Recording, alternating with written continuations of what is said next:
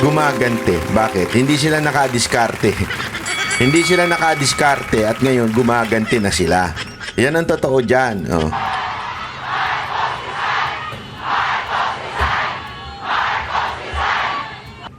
Binatikos ng alkalde si Pangulong Bongbong Marcos. Kaning administrasyon ni Marcos, si Bongbong Marcos mismo, binigay niya sa ICC. Murag wala lang, ning ato na lang, na murag walay nang himo, ito pinalanggang amahan dari sa tundak bayan. Mr. President Marcos, you will never be loved.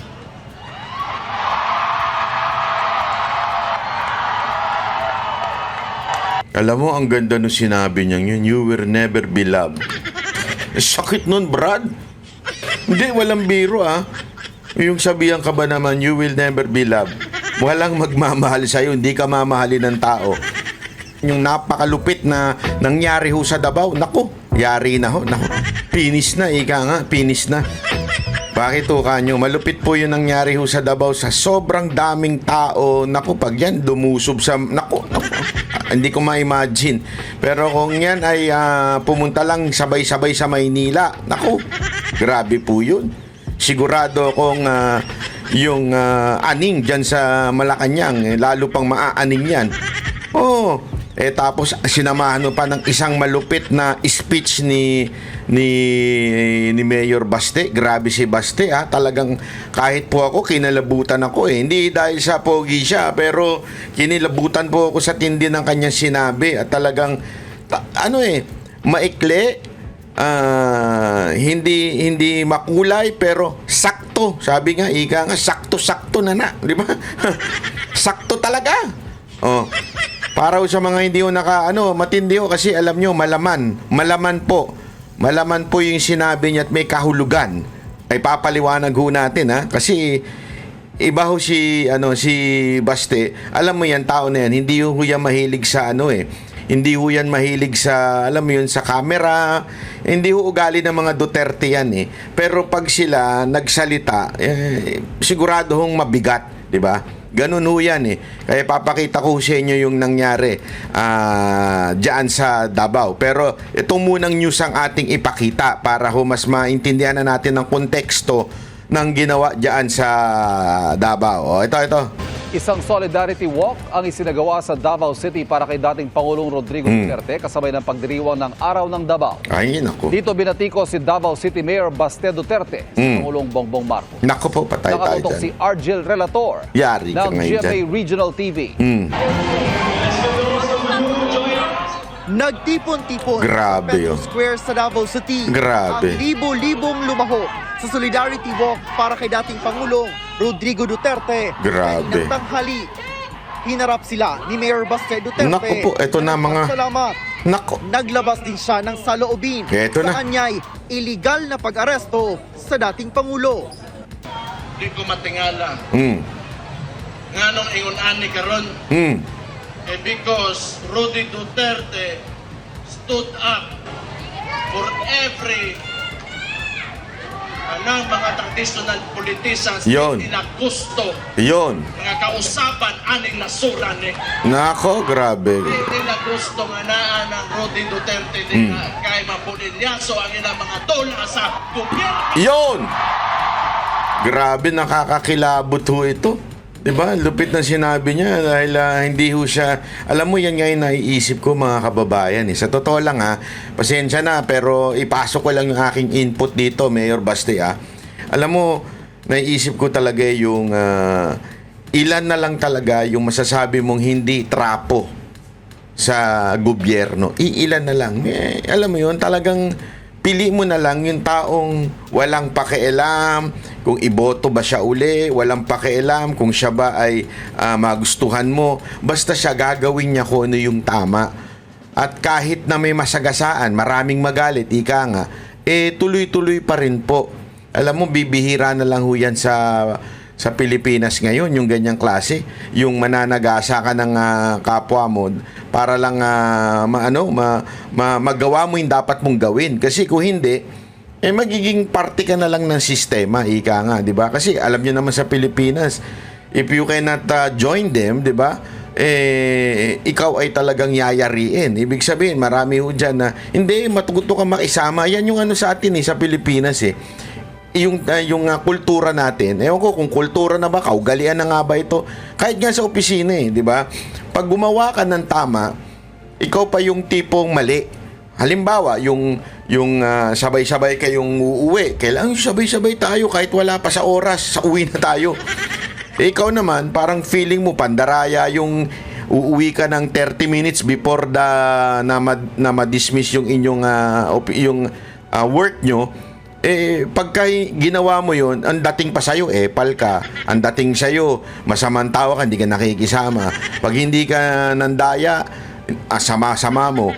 Si Pangulong, ganun din sa gobyerno, si Pangulong Duterte, hindi ho siya nakisama, 'di ba? Siya ho ay ginawa niya yung dapat niyang gawin, kaya maraming nagalit sa kanya mga politiko. Ika nga sabi nila, kung magnanakaw, sama-sama tayo magnakaw. 'Di ba? O kaya kung ayaw mo makisama, walang pakialaman sa pagnanakaw. Kaya nung panahon ni Pangulong Duterte, ang daming alam na natin kung sino yung mga hindi ko nababanggitin pero ang daming bakit ay puro magnanakaw Akala nila porket kaibigan, hindi ka na niyari sila ngayon, di ba? Ang dami hong ganyan, maniwala ko kayo sa akin. At kaya marami ho dyan, yung iba, gumaganti na, di ba? Ika nga, gumaganti na, naging, traidor. Alam natin na yun. Kaya yung iba dyan, bakit kayo nagtataka? Bakit kaya nagawa nilang traidor rin si Pangulong Duterte? Ang sagot ko, gumaganti. Bakit? Hindi sila nakadiskarte. Hindi sila nakadiskarte at ngayon gumaganti na sila. Yan ang totoo dyan.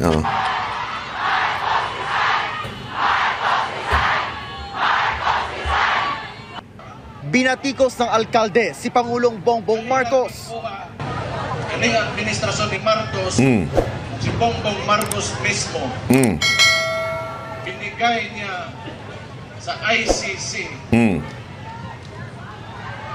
murag wala lang, ing ato na lang, murag walay nang himo, itong pinalanggang amahan dari sa Tundak Bayan. Mr. President Marcos, you will never be loved.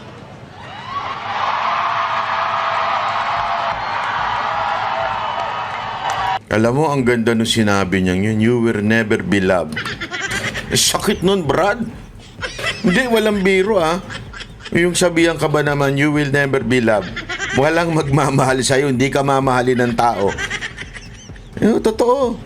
Kasi alam mo, sa mundo na ito, money is not everything. Baka kala nung iba, marami dyan yung dinadaan sa pera para ikaw ay mahalin, di ba? Marami dyan. Kaya nga nagbabayad ka ng nyok-nyok Alam mo yung mga nyok-nyok? Kasi it's a form of intimacy, di ba? So, yung alam nyo na, yung banatan, it's a form of intimacy. Hindi lamang po yan ganun-ganun lang, di ba? Bakit ngayon nagbabayad yung iba? Kasi they thought na pag nagbayad sila, mamahalin na sila. Maraming ganyan. Kaya yung mga sugar daddy dyan, kala nila mamahalin sila. Hindi nila alam, pineperahan lang pala sila. Parang ganito ang si Marcos daw. Hindi siya sugar daddy. Hindi siya bagay na sugar daddy. Kasi pag sinabi mo sugar daddy, parang matikas Hindi naman siya ganun. Pero alam mo yun, si Marcos parang sinasabi, kahit anong gawin mo, kahit anong gawin mong pamimigay ng ayuda, pambobola, pagmumukhang matalino, may style kasi siya yung mukhang matalino. Ganun. Parang kunwari, parang kunwari matalino't may alam. Kahit anong gawin mo, Brad, walang magmamahal sa'yo. You will never be loved. Yan nga sinabi ni Mayor Baste. Especially to us, we're calling Rudy Duterte's name. You will never be loved. You will never be loved. Naku, patay ka dyan, Brad. We will stand up and we will fight back. Ayun. Ang ganda na sinabi ni We will stop. Naku, eto na. Ano kaya ibig sabihin nun? We will fight back. Nako, anong ibig sabihin kaya ni Mayor Basin ang we will fight back? Nako.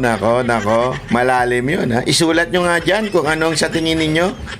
Basta ako ang sigurado ko, nagkamali ang administrasyon dito. Nagkamali ang administrasyon na akala nila mawala at matanggal nila si Pangulong Duterte, tatahimik ang mga Pilipino. Hindi. Ngayon ho, sobrang nagwawala na ho ang Pilipino. Alam niyo ho ba? Eto ha, kahit po kami mga nagsalita doon sa lagi kami nire-remind. Especially ho, syempre, kami ho bilang anchor ng SMNI, syempre kahit papaano ay dapat kami mag-set ng example. Lagi kaming nire-remind na let's do this a peaceful manner. Yung ito, sinasabi ko na sa inyo, kahit di ba sinabi nga ni Boss Dada doon sa kanyang speech, bawal kami magmura. Pero alam nyo, yung damdamin ko, kahit yung speech ko, panoorin nyo doon sa nakaraang video. Alam mo, kahit yung damdamin ko, talagang gusto ko sabihin lahat eh. Sinubukan ko hindi magalit eh. Pero galit talaga eh. Galit ho. Bakit? Kasi mga kababayan, lalong-lalo na ho kayong mga pulis. Ulitin ko hindi ko kayo in-encourage na mag-rebelde. Hindi yun ang point ko dito, mga kapulisan. Pero gumising kayo. Gumising kayo at isipin nyo mabuti ito. Lalong-lalo na yung pamilya ng mga pulis. Mga pamilya ng mga pulis, makinig kayo. Alam nyo kung bakit gumanda ang sahod ng asawa ninyo. Ngayon, kung hindi gumanda, dinadala sa kabit yan. Pero mantakin mo, dinoble ni Pangulong Duterte ang sahod ng pulis. At basta men in uniform, doble ang sahod. Saan ka nakakita ng presidenteng ganun? Kaya kayong pamilya nitong mga men in uniform, paalahanan nyo ito yung mga asawa ninyo. Uy, dahil kay Duterte, napapakain natin ng maayos at komportableng mga anak natin. Dahil kay Duterte, maayos ang kalagayan ng mga anak natin. Ngayon, kung hindi tumaas yung sahod, magduda na kayo. Meron kayong kahati. Hindi na kasalanan ni Duterte yan. Hindi, totoo.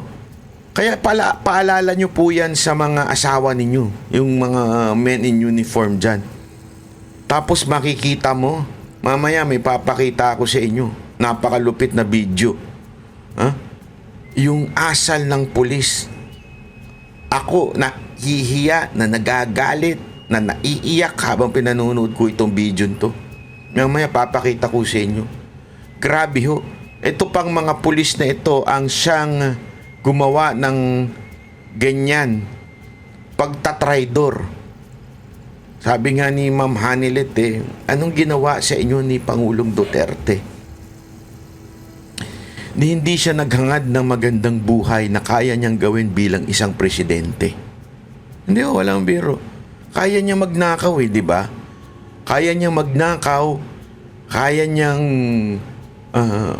mas pagandahin ang buhay ng kanyang pamilya.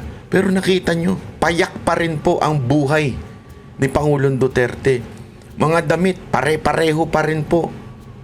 Para makapag-rally, nagtitipid. Alam nyo kung bakit to? Ako kasi, meron din tayong mga ilang kakilala sa nag-oorganisa ng yung PDP. Before these things happen, yung PDP, yung Duterte team na pupuntahan ni Pangulong Duterte para sa pangangampanya ng senador.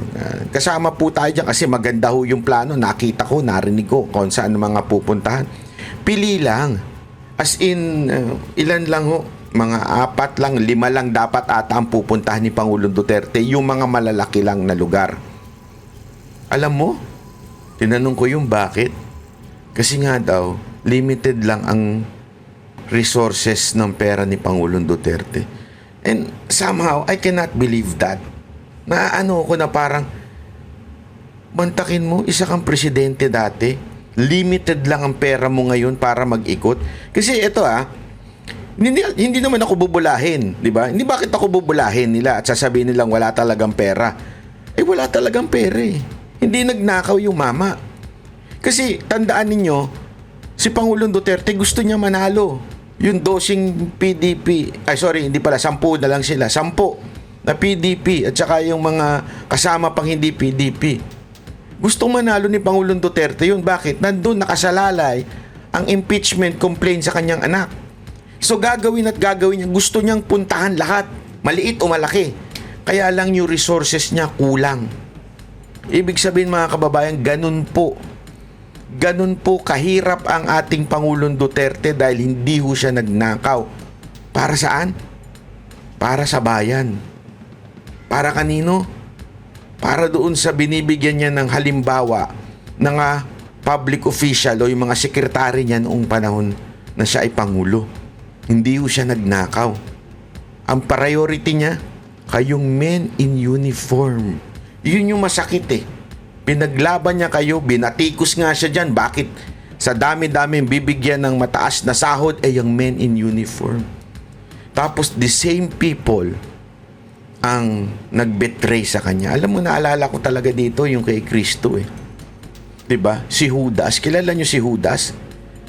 Etong mga pulis na ito, para kayong si Judas. Totoo, walang biro. Para kayong si Judas.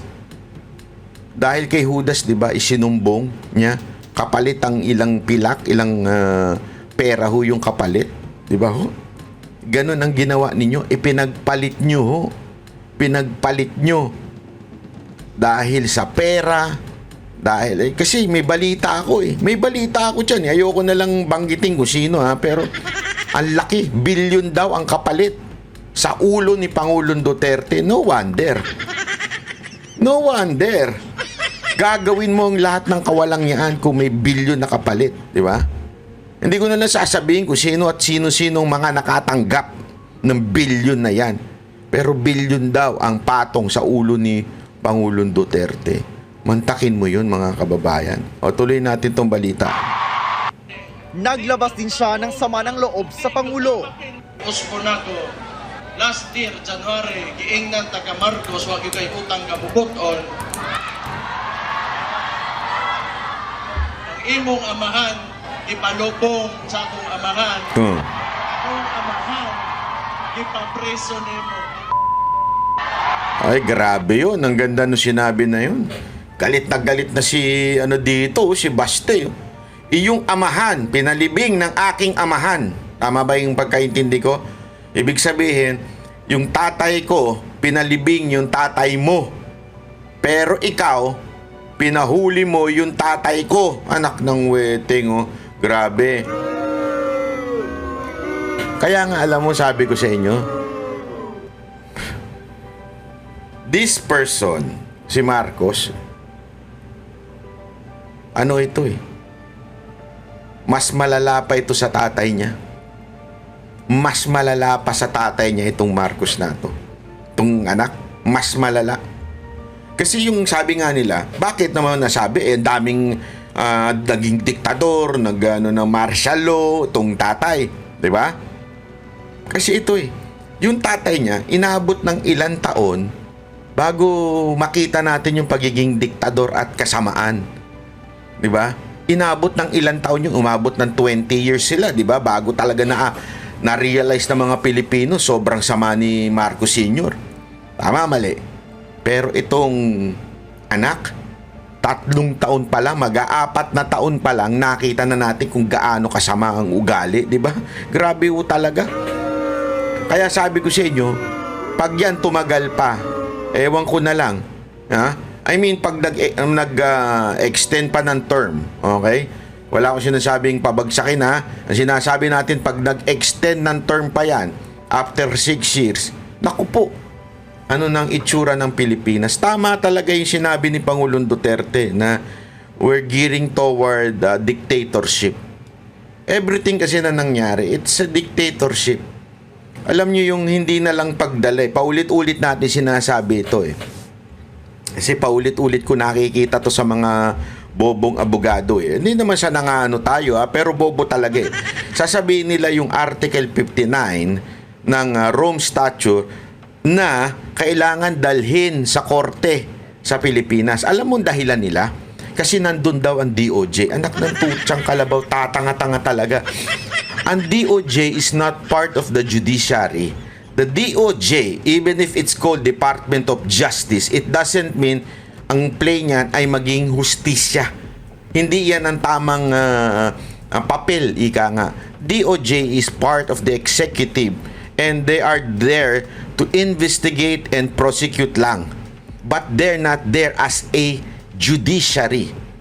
Ang dahilan ng ilang mga bobong, mga tarantadong mga abogado at saka yung mga political analyst nila, hindi, dinala na rin yun kasi kasama yung DOJ. Putang inantangang bobong puta.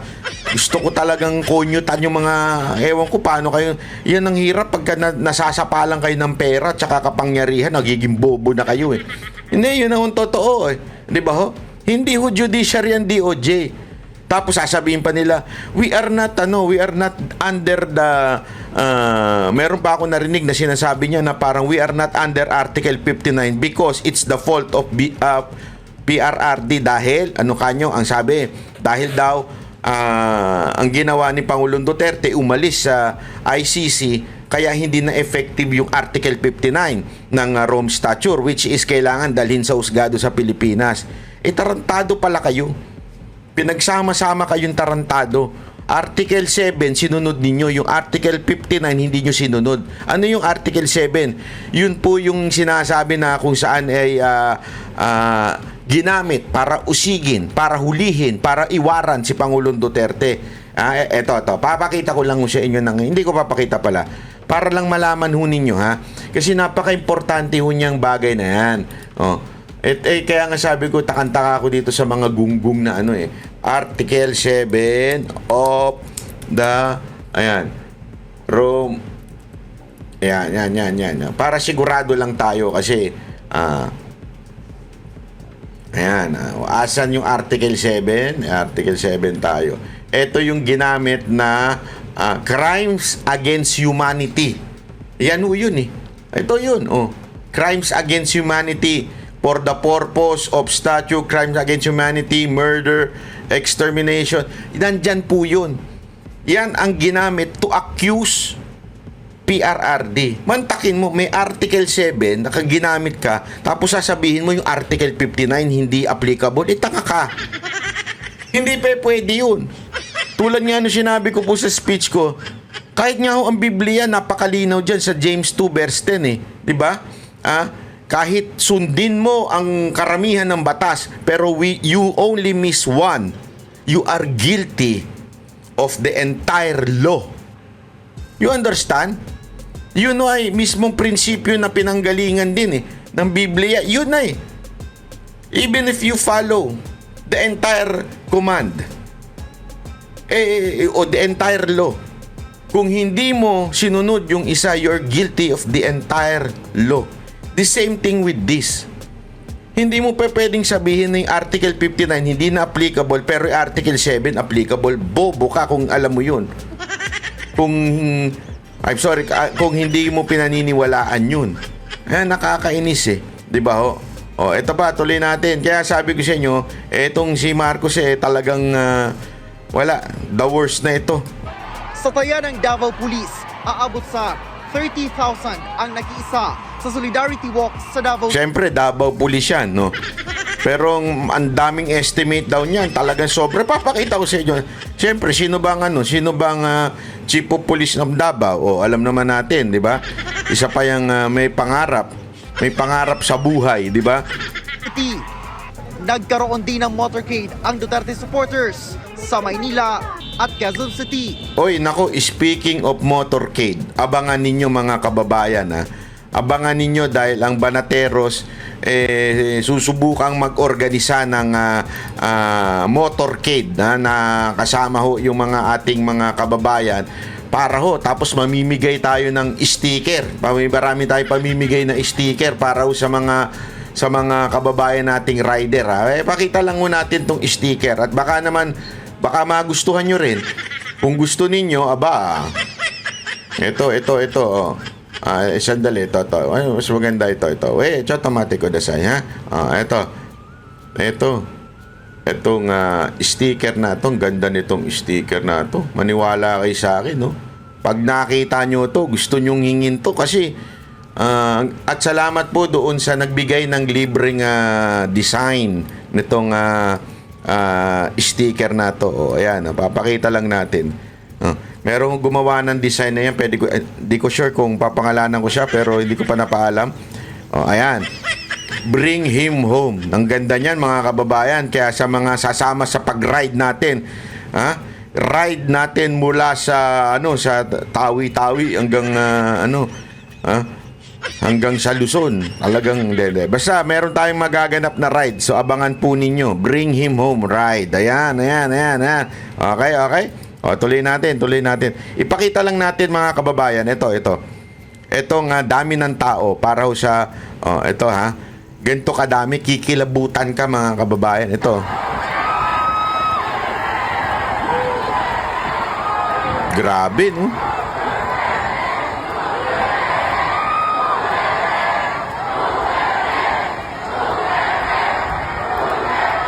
Hindi ko sinasabing hindi ako nagkukumpara ng paramihan pero halos ganyan din po, sasabihin nila 30,000 lang daw yan. Halos ganyan din po yung sa Iglesia ni Cristo dito sa Luneta Ganyan din kadami, di ba? Ang haba ho niyan, hanggang dulo ho yan. Dito mula, naku, grabe ho. Ayan na, sandali, baka mamaya may iba tayo makita dyan. Parang yung kumukuha Tapos ito pa, lupit pa nito.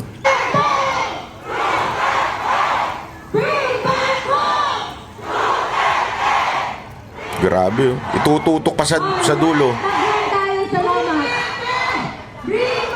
Hanggang dulo.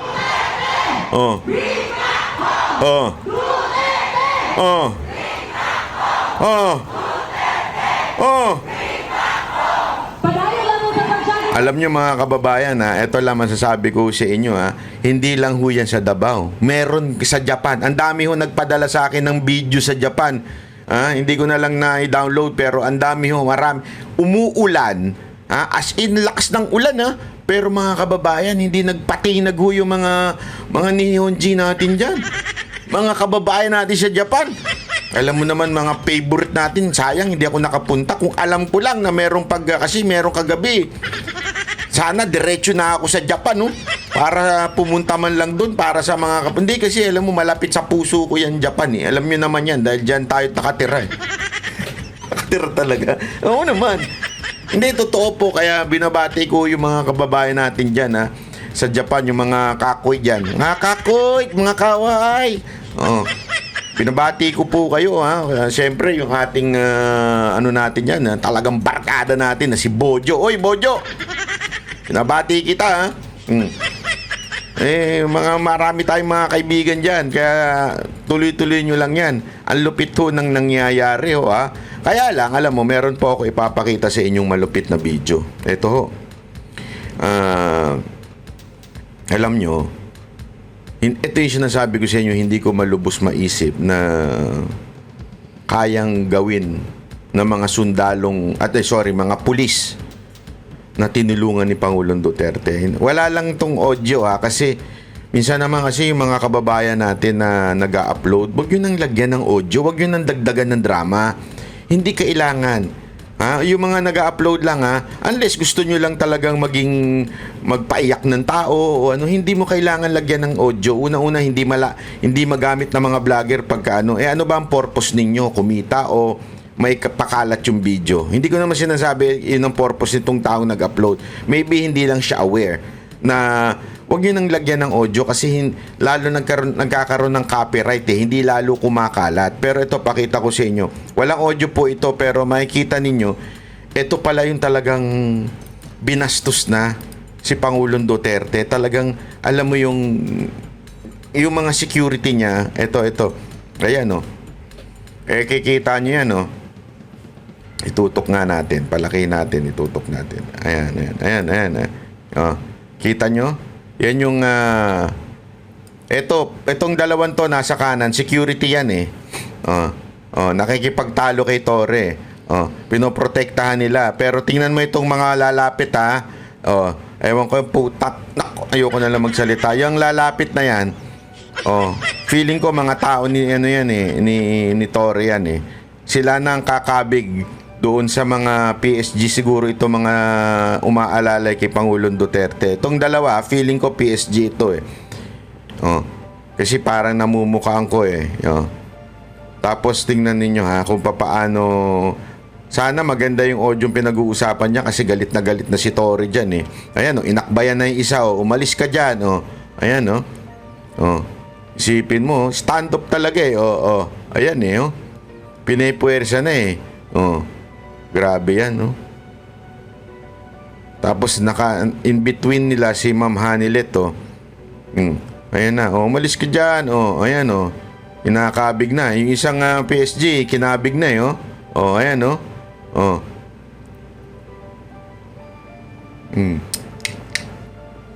Ay nako.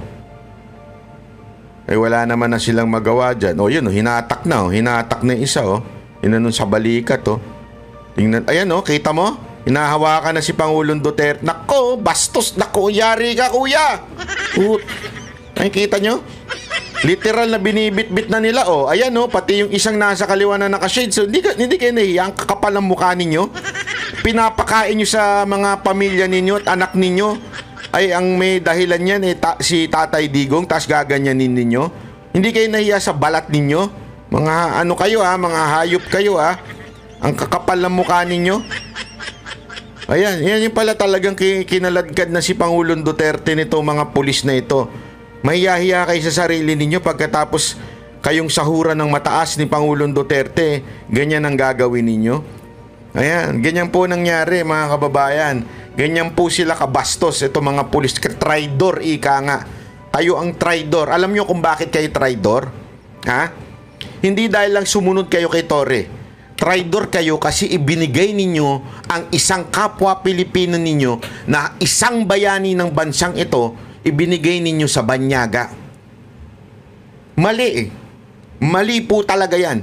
Hindi ako hindi ko pipigilan ng sarili ko. Mali kayo. Pwede nyo naman dalhin sa Korte ng Pilipinas. Sige, wala tayong problema. May warrant kayo, dalhin nyo sa Korte ng Pilipinas and let the court decide kung bibit-bitin ba talaga siya sa ICC. That's the right process. Are you fucking stupid? Hindi, that is a question. Are you stupid?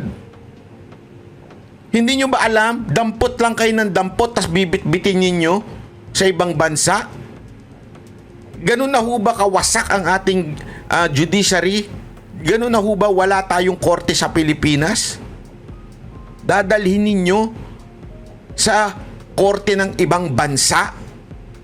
Hindi sabihin nyo lang sa akin, just a simple yes or no. Do we have a functioning court? Yes or no? If we have, bakit din niyo dinala sa ibang bansa? Isa lang ang dahilan yan.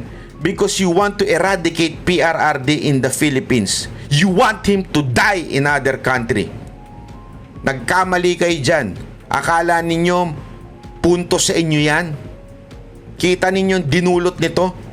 Mahiya nga kayo sa inyong mga pamilya. Ang pinakakain ninyo ay dahilan ni Pangulong Duterte. Yan po ang kanyang ginawa. Ang pinakakain ninyo, si Pangulong Duterte ang nagtaas niyan. Ang kakapal na mukha ninyo. Mga hindot kayo. Di, totoo po Mga hindot kayo, mga animal kayo. Sana, one of these days, managinip kayo. Tas di na kayo magising. Hindi yun. Sana managinip kayo ng magagandang ginawa ni Pangulong Duterte sa inyo. Hindi, yun lang ako. Wish ko talaga. Managinip kayo at ma-realize ninyo na ibinigay ko at ako ang naghatid sa aming dating Pangulo na umayos ng aming ahensya at ibinigay namin sa ibang bansa. Traidor kayo. Anong mga ginagawa ng mga traidor? Tanong nyo kay Judas. Traidor kayo. Traidor kayo. Yan ang masasabi namin. Binigay nyo ang kapwa Pilipino sa banyaga. Mahiya naman kayo sa balat ninyo, mga animal kayo.